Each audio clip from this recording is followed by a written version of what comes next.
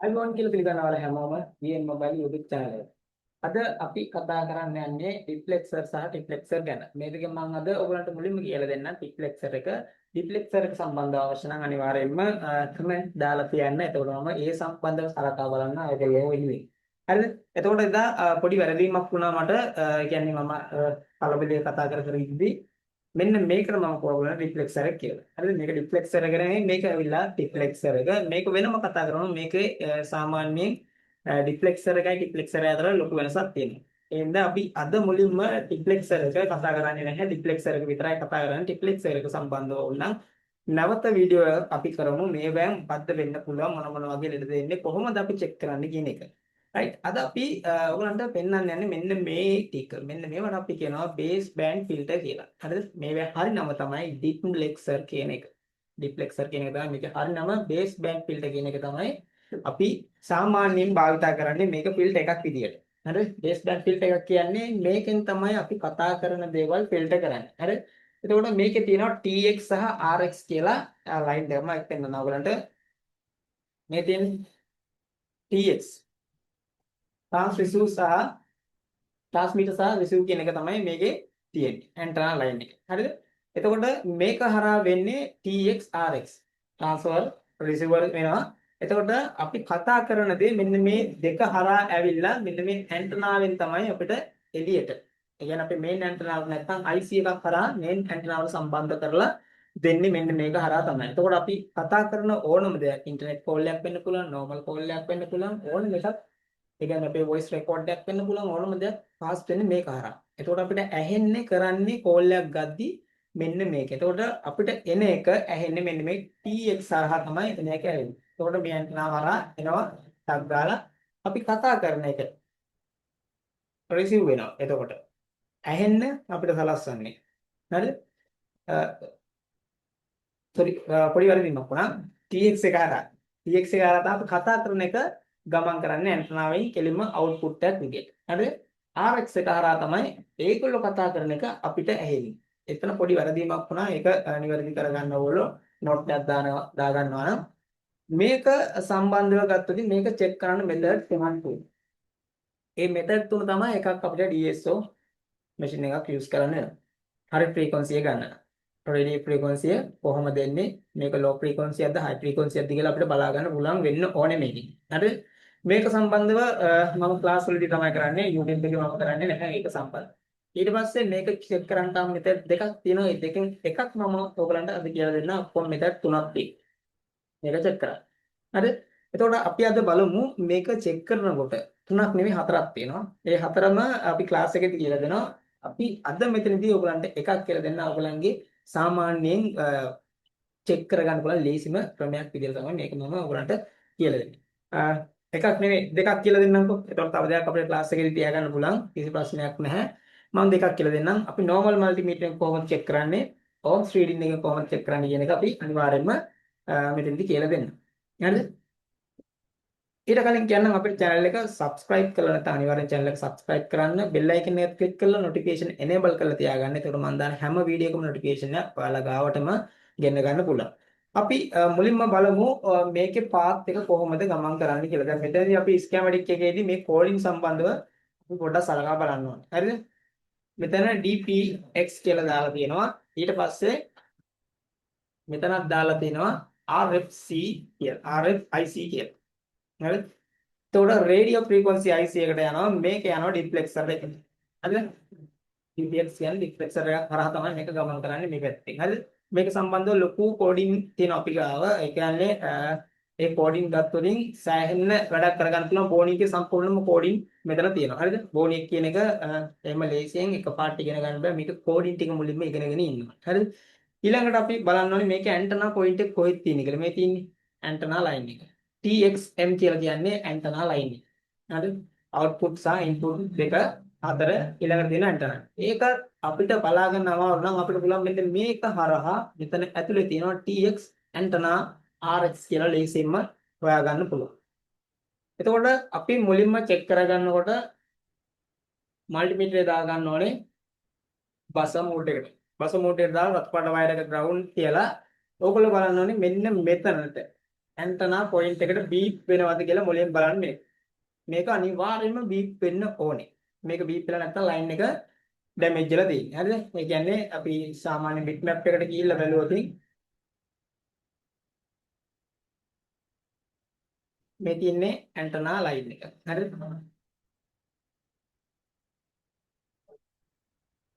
මේ antenna line එක කෙලින්ම ගමන් කරන්නේ කොහෙද? අපේ 2G IC එකට. 2G IC එකේ අපි මේක බැලුවොත් මේ පින් එක ඇවිල්ලා RF TX ලයින් එක. හරිද? ඊට පස්සේ අපිට පුළුවන් මේකේ අවුට්පුට් එක කොහෙටද ගමන් කරන්නේ?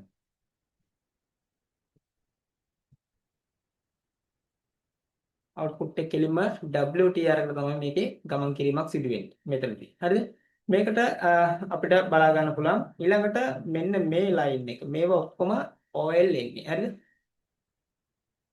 මේක කෙලින්ම 4G IC එකට ගිහිල්ලා 4G IC එකට තමයි ගමන් කරන්නේ. කියන්නේ 4G IC section එකට ගිහලා මේක 4G IC එකට ගමන් කරන මෙතනදී. හරිද? මේක හැම එකම 4G එකට යන්නේ නැහැ. මම මේ දැන් තෝරාගත්ත එකකින් හින්දා තමයි මේව වෙන්නේ. හරිද? එතකොට TX RX සම්බන්ධය. එතකොට මේක ඉන්ටර්නෙට් බේස් බෑන්ඩ් එකක්. ඒකට ඉන්ටර්නෙට් සම්බන්ධව ආවදී මෙන්න මේ වගේ හොයා ගන්න ඕනේ. මෙතනදී අපි බලන්න ඕනේ දැන් ඊළඟට මේක හොඳයිද නැද්ද කියලා. අපි normally මේක check කරද්දී මේක හොඳ විදිහට අපිට බලා ගන්න පුළුවන්. හරිද? ඊළඟට මම කරන්න ඕනේ මේකේ අපි සම්බන්ධ වෙලා තියෙන මේ හැම එකම OL මේවට රීඩින් දෙන්නේ නැහැ, GR දෙන්නේ නැහැ, වෝල්ටේජ් එක දෙන්නේ නැහැ. ඇක්ටිව් වෝල්ටේජ් එක තමයි මේවා තියෙන්නේ. ඒකත් මතක තියාගන්න.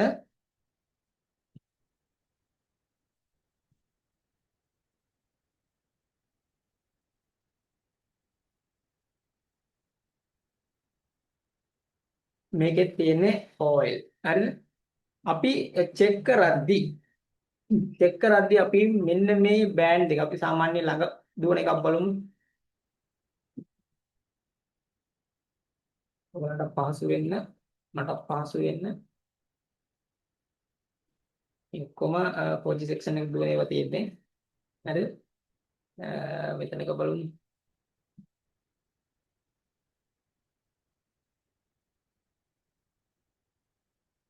right හරිද? මේක අපි චෙක් කරලා බලද්දි මේ බේස් බෑන්ඩ් එක අපි ගලවන්න ඕනේ. ගලවලා ඉවර වෙලා අනිත් පැත්තට හරව ගන්න ඕනේ. ෆිල්ටර් එක. ෆිල්ටර් එක අනිත් පැත්තට හරවගෙන බලන්න ඕනේ. මෙන්න මේකයි මේකයි. ඒ කියන්නේ අපේ ස්කැමැටික් එකට අපි ගිහිල්ලා බලද්දි TX එකයි RX එකයි එකට බීට් වීමක් සිදු වෙන්න ඕනේ.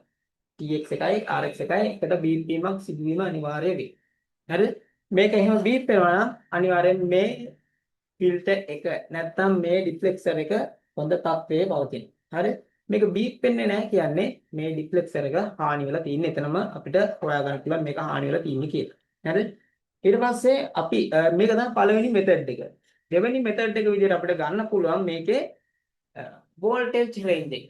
එතකොට වෝල්ටේජ් රේන්ජ් එක විදිහට ගත්තොත් මේක වෝල්ටේජ් එක එන්න ඕනේ 0.3 ඉඳලා 0.7 අතර වෝල්ටේජ් එක ප්ලස් ෆ්‍රීකවන්සි සමග ප්ලස් ෆ්‍රීකවන්සි සමග තමයි මේක එන්න ඕනේ. හරි දැන් ඔයගොල්ලෝ නිකන් normal voltage එකකට කරනවා voltage එක ආවට වැඩ කරන්නේ නැහැ. එතකොට ඔයගොල්ලෝ ගාව අනිවාර්යෙන් mini DSO එකක් හරි නැත්නම් original ලොකු DSO එකක් හරි අනිවාර්යෙන්ම තියෙන්නම ඕනේ මේ filter check කරද්දි.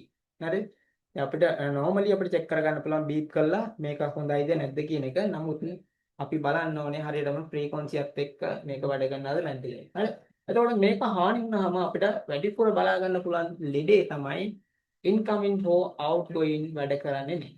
incoming හෝ outgoing call වැඩ කරන්නේ. නැත්නම් ඔයාලට එන call එක වැඩ කරනවා. ඔයා කතා කරන එක එහෙට යනවා. නමුත් එහෙන් කතා කරන එක ඔයාට ඇහෙන්නේ නැහැ. මෙන්න මේ වගේ ලෙඩකුත් ඔයාට එනවා. එතකොට අපි ගොඩක් දුරට කියන්නේ ඒ කස්ටමර්ගේ ෆෝන් එකේ ලෙඩක් ඇති කියලා තමයි අපි අනුමානය කරන්නේ. හරිද? නමුත් එයා කියනවා නම් එන හැම කෝල් එකක්ම ඇහෙන්නේ නැහැ කියලා. එතකොට මෙන්න මේ ෆිල්ටර් ටික අපි අනිවාර්යයෙන්ම චෙක් කරගත යුතුමයි. හරිද? ෆිල්ටර් ටික චෙක් කරගත යුතුමයි. ඔයගලන්ට bitmap එකක්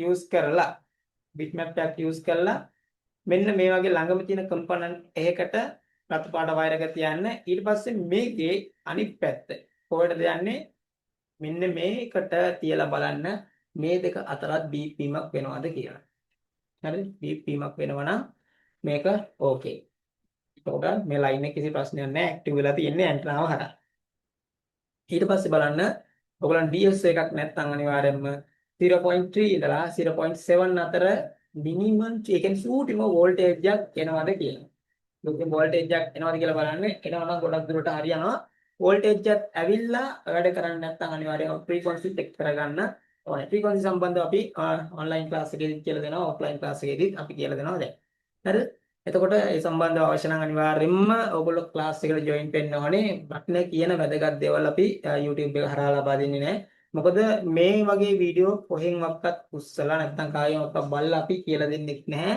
අපි ගත්ත දැනුමම තමයි අපි ඔයගලන්ට ඒ විදිහම දෙන්නේ. නැත්නම් අපි දැකලා තියෙනවා ගොඩක් channel තියෙනවා ලංකාවේ. මේ channel වල වෙන්නේ ඉන්දියන් channel එක කරන දෙයක්. ඒ විදිහටම බලාගෙන ඇවිල්ලා ඔයගලන්ට උගන්වන්න එක තමයි කරන්නේ. හරිද?